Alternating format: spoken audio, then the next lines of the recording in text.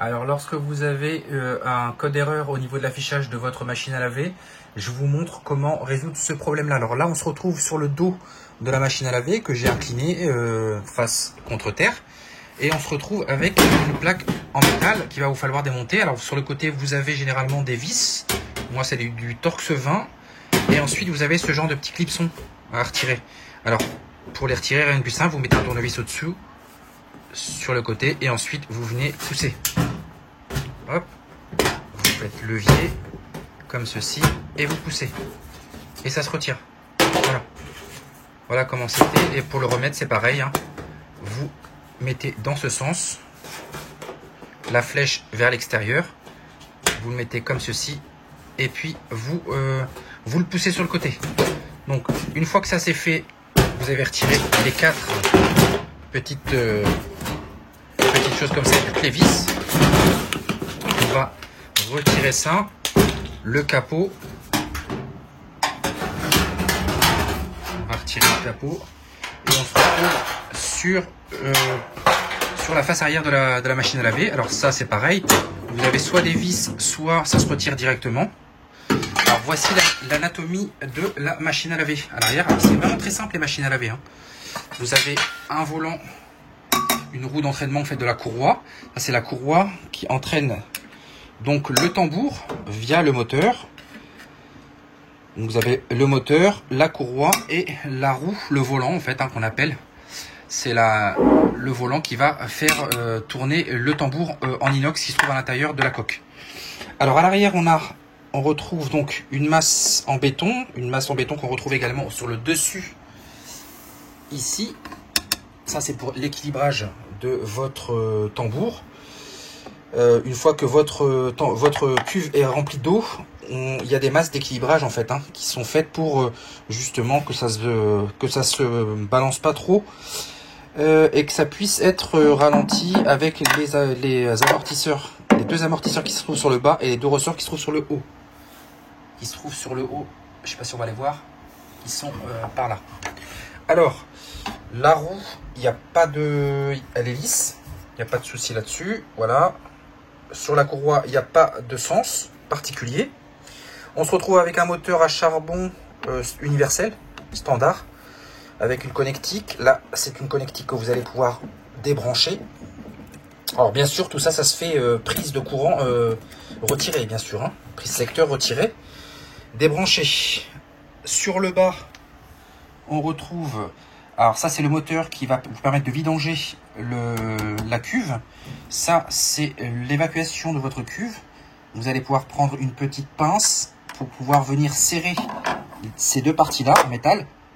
Ces 2 parties, vous allez les serrer et c'est un collier en fait en métal que vous allez pouvoir venir sortir. Et ça c'est du caoutchouc souple. Alors généralement à l'intérieur il y a une bille comme une balle de ping-pong en fait en plastique, qui va permettre avec le niveau de l'eau venir obstruer le bas de la cuve et faire un petit peu, enfin c'est une espèce de flotteur en fait. Hein.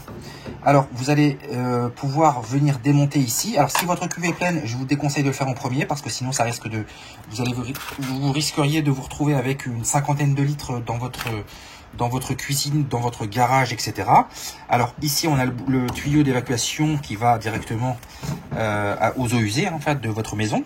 Vous avez également pareil un petit collier que vous allez devoir pincer avec une pince. Ça se retire très facilement. Lorsque vous le remettez, par contre, il faut le rentrer à fond, que ce soit n'importe lequel des tuyaux. Hein.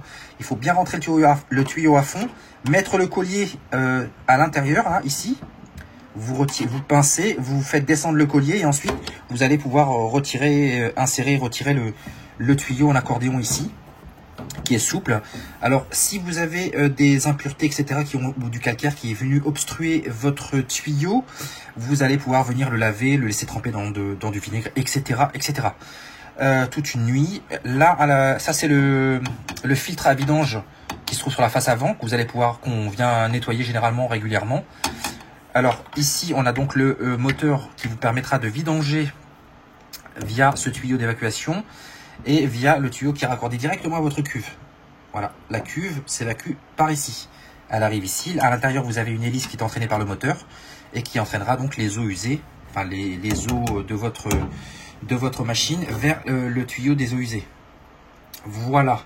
Donc on va pouvoir maintenant procéder au démontage de ce moteur d'évacuation de vidange, moteur de vidange de votre machine à laver. Et je vais vous montrer ça. Vous avez 3 vis. Alors ça c'est des vis Torx dans mon cas. Vous en avez 3 démontées. Assurez-vous bien que votre cuve est vide avant toute chose. Si votre cuve est pleine, vous allez pouvoir venir brancher directement. Alors vous prenez un tuyau du même diamètre, de ce diamètre là, vous allez pouvoir venir le pincer, retirer et le mettre directement dans un seau, etc. Et pareil, vous allez pouvoir le replier ce tuyau là pour éviter justement que ça se vide d'un seul coup. Voilà, ça c'est la méthode vraiment où la méthode de désespoir en fait. Lorsque vous n'avez pas le choix, vous prenez ça, vous le faites descendre et ensuite vous pincez de toutes vos forces ici. Vous chiffonnez votre tuyau et ensuite vous venez le vider petite quantité par petite quantité dans ce genre de bassine. Voilà, jusqu'à vider complètement votre tambour. Ah, c'est vraiment la méthode du désespoir. Si vous n'avez vraiment pas le choix, vous ne pouvez pas vidanger votre cuve. Dans tous les cas, vous allez également pouvoir venir démonter ce moteur avec les 3 vis ici. Mais ça, ça risque de couler vraiment considérablement par cet orifice là en fait. Donc faites-le directement par ici et non pas par là. Parce que là, pour avoir un tuyau de ce diamètre là, c'est un peu plus compliqué, il vaut mieux le faire par ici. Voilà, ça c'était la méthode pour vidanger, forcer la vidange de votre cuve, de votre machine à laver. Et je vais vous montrer comment changer les charbons, comment démonter ce moteur qui ne tient que par une seule vis sur ce modèle là. Vous avez une vis ici et vous avez, là c'est juste emboîté ici et en bas. Alors dans certains moteurs vous avez 2 vis, celle-ci et celle-ci. Et les 2 de derrière, c'est juste emboîté, il y a juste qu'à retirer le moteur vers l'avant, c'est tout. Et à débrancher bien sûr la prise ici. Et là pour démonter la courroie, ben, c'est pareil, vous faites attention de bien sûr de pas vous coincer les doigts et vous retirez la courroie de cette manière. Voilà, la courroie est démontée, c'est pareil pour la remettre.